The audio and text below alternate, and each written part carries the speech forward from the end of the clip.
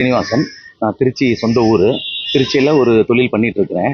எனக்கு இந்த கொரோனா காலகட்டம் 2021 வருஷம் என்னுடைய தொழில் தேவைக்காக ஆளுங்களுக்கு சம்பளம் போடுறதுக்கும் அந்த மாதிரி இதுக்காக நான் பேங்க்கு அணுகியிருந்தேன்.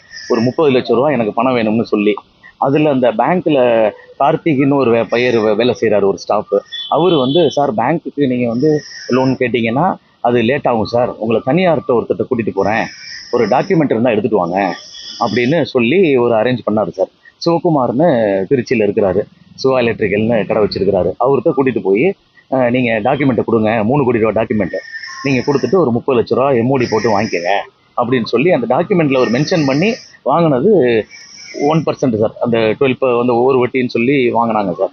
அதுக்கப்புறம் நான் ஒரு 2024 மே வரைக்கும் நான் இன்ட்ரெஸ்ட் கொடுத்துக்கிட்டு இருந்தேன் சார். அவங்க கேட்ட இன்ட்ரெஸ்ட்டு கூடுதலான இன்ட்ரெஸ்ட் தான் அப்போ கொடுத்துக்கிட்டு இருந்தேன் சார். அது ஒரு 40 லட்ச ரூபா பக்கம் கொடுத்துருக்கேன் சார். அதுக்குண்டான அந்த பேங்க் ஸ்டேட்மெண்ட் எல்லாமே இதில் இருக்குது சார். இதில் எல்லாமே இருக்குது. அதுக்கப்புறம் சரி, எனக்கு அந்த ப்ராப்பர்ட்டியை வச்சு நான் வேறு விஷயங்கள் பண்ணணும், அந்த ப்ராப்பர்ட்டியை திருப்பி கொடுங்க, உங்களுக்கு இவ்வளோ இன்ட்ரெஸ்ட் திருப்பி கொடுத்துட்டேன் அப்படின்னு சொன்னதுக்கு, இல்லை நீங்கள் இன்னும் வட்டி கட்ட வேண்டியது இருக்குது, உங்கள் சொத்து முழுகி போச்சு, எனக்கு கிரயம் பண்ணி கொடுங்கன்னு ஆட்களை வச்சு என்னை மிரட்டினார் சார். அவர் ஆஃபீஸில் உட்காந்து நீங்கள் 80 லட்சம் எழுதி கொடுக்கணும்னு சொல்லி என்னை ஒரு 4-5 பேரை வச்சு மடக்கி எழுதி வாங்கினாங்க சார். அப்போ நான் பயந்துட்டு அப்புறம் நான் வக்கீல் சட்டை பேசினேன் சார். அதுக்கப்புறம் அந்த டாக்குமெண்ட்டை பேசிவிட்டு திருப்பி இல்லை எனக்கு கொடுக்கவே முடியாது அப்படின்னு கொஞ்சம் அந்த லோக்கலில் இருக்கிற ஆளுங்களெல்லாம் வச்சு என்னை மிரட்டிட்டு ஒரு 60 லட்ச ரூபா கொடுத்து 2 டிடியாக எடுத்தேன் சார். 30 லட்ச ரூபா 2 டிடியாக எடுத்து அப்புறம் அதை கேன்சல் பண்ணி கொடுத்துட்டார் சார். அதுக்கப்புறம் ஒரு முன்னதினம் 6ஆம் தேதி மாலை ஒரு 4:30 மணிக்கு அந்த லோன் ஏற்பாடு கொடுத்த கார்த்திங்கிற அந்த பேங்க் ஸ்டாஃப் தலைநகரில் இருக்கார் சார். ஒரு ப்ரைவேட் பேங்க்கில் வேலை செய்கிறாரு. அவர் என்னை வழி மறைச்சு என்னை அடித்து என் வண்டியை பிடிங்கிட்டு, நான் உனக்கு லோன் அனுப்பி பண்ணி கொடுத்தேன், நீ அவருக்கு லோனை செட்டில் பண்ணிட்ட, எனக்கு நீ அதுக்குண்டான கமிஷனும் அதுக்குண்டான வட்டியும் கொடுக்கணும் அப்படின்னு என்கிட்ட ஒரு 7 லட்சம் 8 லட்சம் நீ கொடுக்கணும் அப்படின்னு சொல்லி என்னை அடித்து தாக்குதல் பண்ணார் சார். அப்புறம் எனக்கு ஒரே பதட்டமாகி போச்சு. அப்புறம் நான் அன்றைக்கி சாயந்தரமே ஸ்டேஷனுக்கு இங்கே ஐயாவிட்ட சந்திச்சிட்டேன் சார். அவங்க காவல்துறை ஐயா உடனே நடவடிக்கை எடுத்து உடனே அது சிசிடிவி என்னை அடித்தது, தாக்குனது, என் வண்டியை பிடிங்கிட்டு போனது எல்லா ஃபுட்டேஜையும் எடுத்து அவங்க வச்சுட்டு எங்களுக்கு துரிதமாக நடவடிக்கை எடுத்துட்டாங்க சார். சார், புகார் கொடுத்ததை பொறுத்து மனு ரசீது கொடுத்துட்டாங்க.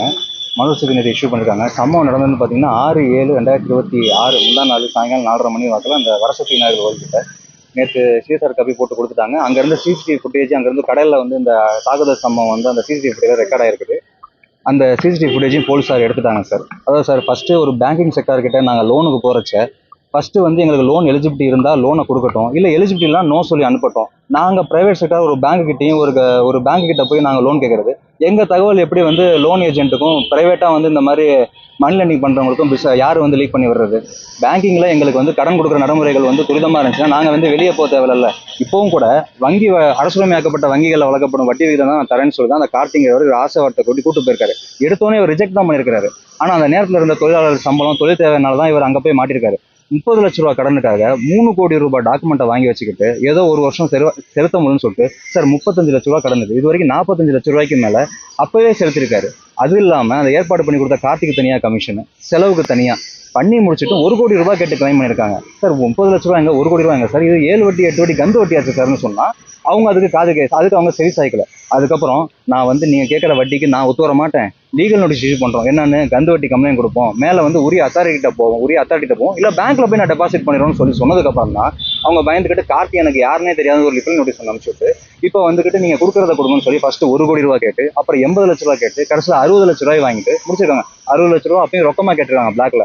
நாங்கள் இதுக்கு மேலே இவ்வளோ பிரச்சனையை பார்த்ததுக்கப்புறம் நாங்கள் பிளாக்லாம் தரமாட்டோம், நாங்கள் இருக்கிறத டிடியாக தான் தருவோம்னு சொல்லி 2 டிடியாக 30 லட்ச ரூபா வாங்கிட்டு இருக்காரு. டிடியாக தான் கொடுத்துருக்கோம். அதுக்கப்புறம் அந்த எம்ஓடைய கேன்சல் பண்ணி செல் ரெசிப்ட் போட்டு கொடுத்துருக்காங்க. இதோட முடிஞ்சிச்சு இல்லை. 29ஆம் தேதி அன்னைக்கு இந்த 35 லட்ச ரூபா கடனுக்கு ஏற்கனவே ஒரு 45 லட்சம், இப்போ ஒரு 60 லட்சம், 1 கோடி ரூபாய்க்கு மேலே கட்டினதுக்கு அப்புறமும் மறுபடியும் அந்த கார்த்திங்கிறவன 29ஆம் தேதி கடன், அதாவது அந்த எம்ஓடி பண்ணி கொடுத்த அன்னைக்கு, எம்ஓடி கேன்சலேஷன் பண்ணி கொடுத்த அன்னைக்கு நைட்டே அவன் வீட்டுக்கு அனுப்பியிருக்காரு. அவன் 8 மணிக்கெல்லாம் ஆளுங்களை கூட்டு நிப்பாட்டிருக்காப்புல. அங்கே அந்த சிசிடிவி கேமரா ரெக்கார்ட் ஆகி போலீஸுக்கு கம்ப்ளைண்ட் பண்ணுவோம் தெரிஞ்சதுக்கு அப்புறம் தான் ஆளுங்க அங்கேருந்து போயிருக்காங்க. இவ்வளோ நாள் இப்போ மறுபடியும் போலீஸ் ஸ்டேஷன் அது இதுன்னு போவாங்க, கொஞ்ச நாள் அடங்கிருந்துட்டு இப்போ அன்னைக்கு வியாபாரத்துக்கு இந்த வழியாக தான் போயிட்டு வரோம், இந்த டைம் தான் போயிட்டு வரோம்னு தெரிஞ்சுக்கிட்டு இந்த கார்த்திங்கிறவர் அங்கேயே வெயிட் பண்ணி அந்த கேமராவில் பார்த்தா எல்லாமே உங்களுக்கு தெரியும், அங்கேயே அதுக்கு முன்னாடி வெயிட் பண்ணி இவரை அவரை அடிச்சு தாக்கி வண்டியை பிடிக்கிட்டு போயிருக்காரு. சார், உங்கள்கிட்ட கடன் வாங்கணும் வச்சோம், எல்லாம் முடிஞ்சு போச்சு, வண்டியை தூங்கிட்டு போகிற அளவுக்கு ரோட்டில் வச்சு ஒருத்தன் அடிக்கிறதுக்கு யார் சார் அத்தாரிட்டி கொடுத்தது? பேங்கிங் செக்டர்கிட்ட நான் கேட்கறது ஒண்ணே ஒன்று தான், உங்களால் பேங்கிங் எலிஜிபிலிட்டி இருந்தால் லோனை கொடுங்க, எல்லாம் விட்டுருங்க. இந்த மாதிரி வந்து மற்ற ஆளுங்கள்ட்ட வந்து இந்த மாதிரி பாமர மக்களை மாட்டி விடாதீங்க கேட்டுக்கிறோம். நாங்கள் அரசுகிட்ட கேட்கறது ஒண்ணே ஒன்று தான். நிறைய அந்த கந்துவட்டி அரசு வந்ததுக்கப்புறம் காவல்துறையிலும் சரி அரசு அலுவலகம் சரி நிறைய மாற்றத்தை மக்களால் எங்களால் உணர முடியுது.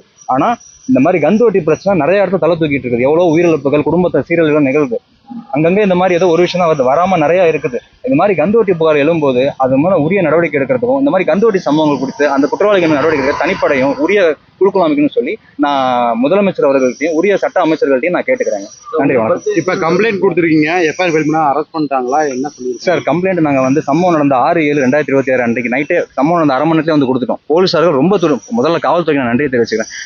புகார் கொடுத்த உடனே வந்து சம்பவ இடத்துக்கு விரைந்து அங்கே போய் சிசிடிவி கேமரா ஃபுட்டேஜ் எடுத்துட்டாங்க. அந்த பையனை அன்றைக்கே கூப்பிட்டாங்க, அந்த பையன் பட் எடுக்கல. நேற்று எங்களுக்கு மனு ரசீது கொடுத்துருக்காங்க சார். மனு ரசீதில் சிவகுமார் அப்படின்னு சொல்லப்படுற ஒரு ஃபைனான்ஷியல் பேரும் அந்த கார்த்திங்கிற ஒரு பேரும் இடம்பெற்றிருக்கு சார். இன்னைக்கு விசாரணைக்கு வர சொல்லி எங்களுக்கு 11 மணிக்கு வர சொல்லி அழைப்பானை கொடுத்துருக்காங்க. நாங்கள் வந்திருக்கோங்க சார். ஆப்போசிட் தரப்புலையும் வந்து ஆஜராகிட்டு இருக்கிறதா சொல்கிறாங்க சார்.